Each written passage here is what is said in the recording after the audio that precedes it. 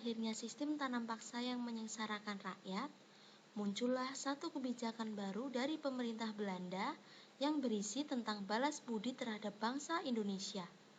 Ide tersebut kemudian disebut politik balas budi atau politik etis yang diprakarsai oleh Van de Venter.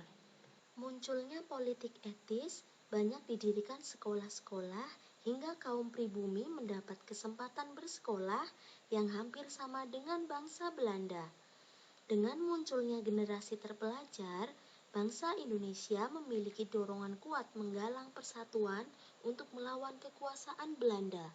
Berbagai organisasi kebangsaan berdiri dan menjadi alat untuk mencapai persatuan dan kemerdekaan. Berikut ini beberapa organisasi pada masa pergerakan nasional.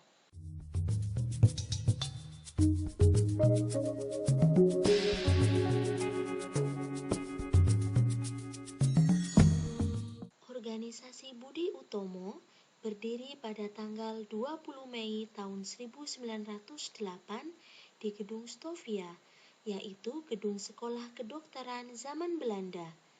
Pendiri Budi Utomo adalah pelajar Stovia, yaitu Dr. Wahidin Sudirohusodo, Dr. Cipto Mangunkusumo, dan Dr. Gunawan Mangunkusumo. Tujuan didirikan Budi Utomo adalah mengumpulkan dana demi membiayai pemuda Bumi Putra yang pandai namun miskin. Dalam penyebaran cita-citanya, Budi Utomo menggunakan media majalah yang bernama Guru Desa. Tanggal berdirinya Budi Utomo ditetapkan sebagai Hari Kebangkitan Nasional untuk mengingat terbentuknya organisasi pergerakan nasional pertama di Indonesia.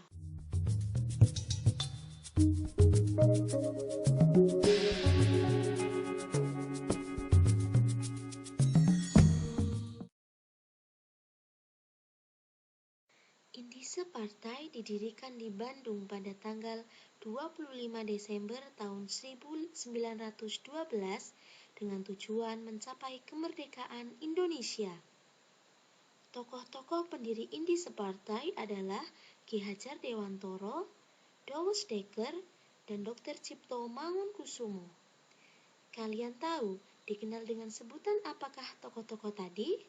Ya, ketiga tokoh itu dikenal dengan sebutan tiga serangkai. Mereka berusaha menggalang persatuan rakyat di seluruh tanah air melalui media massa yaitu surat kabar. Karena keberanian para pemimpinnya menentang keputusan pemerintah Belanda, maka pada bulan Maret tahun 1913, Indise Partai dilarang untuk melakukan kegiatan apapun. Bahkan para pemimpinnya ditangkap dan diasingkan ke berbagai tempat oleh pemerintah Belanda.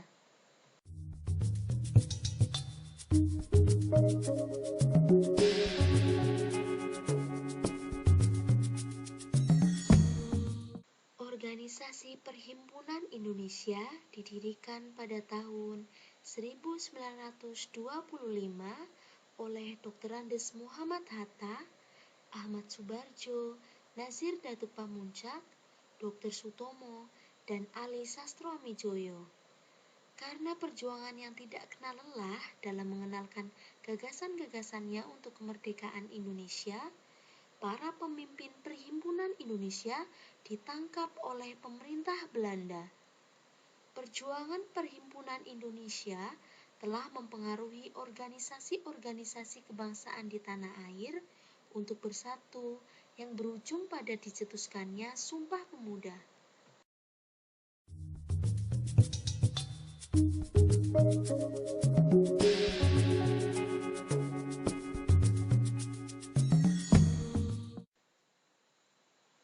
Partai Nasional Indonesia didirikan pada tanggal 14 Juli tahun 1927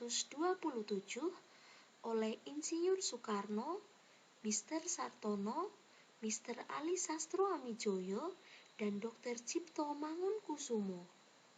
Mereka mengadakan kursus-kursus, sekolah-sekolah, maupun mendirikan rumah sakit. Pemerintah Belanda menganggap kegiatan PNI adalah suatu pembangkangan. Tokoh PNI ditangkap, dan dihadapkan pada Pengadilan Negeri di Bandung.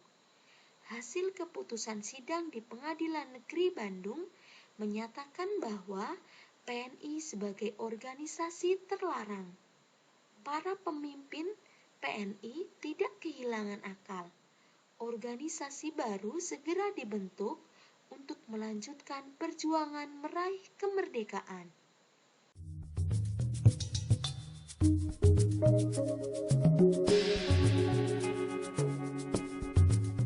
Kaum wanita Indonesia menginginkan posisi sosial yang sama dengan kaum pria, khususnya dalam bidang pendidikan. Wanita sering sekali diremehkan oleh kaum pria karena mereka tidak dapat bersekolah tinggi dan hanya dijadikan sebagai pengurus rumah tangga saja. Hal ini mengilhami dua tokoh wanita Indonesia, yaitu Raden Ajeng Kartini dan Dewi Sartika untuk memajukan kaumnya melalui bidang pendidikan. Mereka percaya bahwa dengan pendidikan, posisi wanita akan dipandang sederajat dengan kaum pria.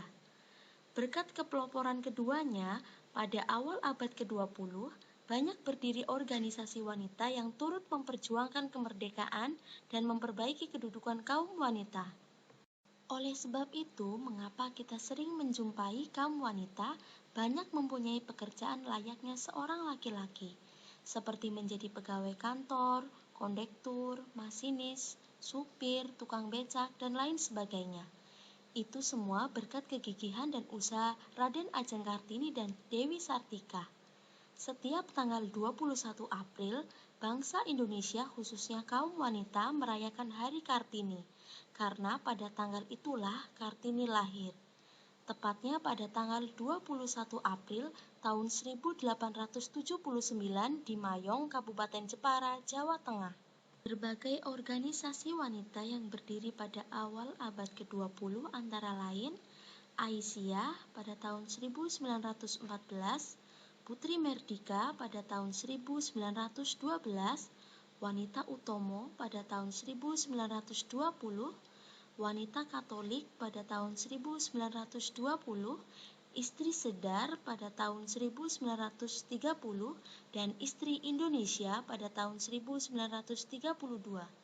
Organisasi-organisasi tersebut bersepakat untuk menggalang persatuan demi mencapai kemajuan kaum wanita. Hal ini diwujudkan melalui penyelenggaraan Kongres Wanita 1 hingga 4 pada tanggal 22 Desember tahun 1928 hingga Juli tahun 1941. Kongres wanita tersebut merupakan tonggak bersejarah bangkitnya wanita Indonesia untuk ikut berjuang demi kemerdekaan. Sikap ini menunjukkan keberanian wanita Indonesia untuk menentang penjajahan dan berusaha membebaskan bangsa dari kaum penjajah.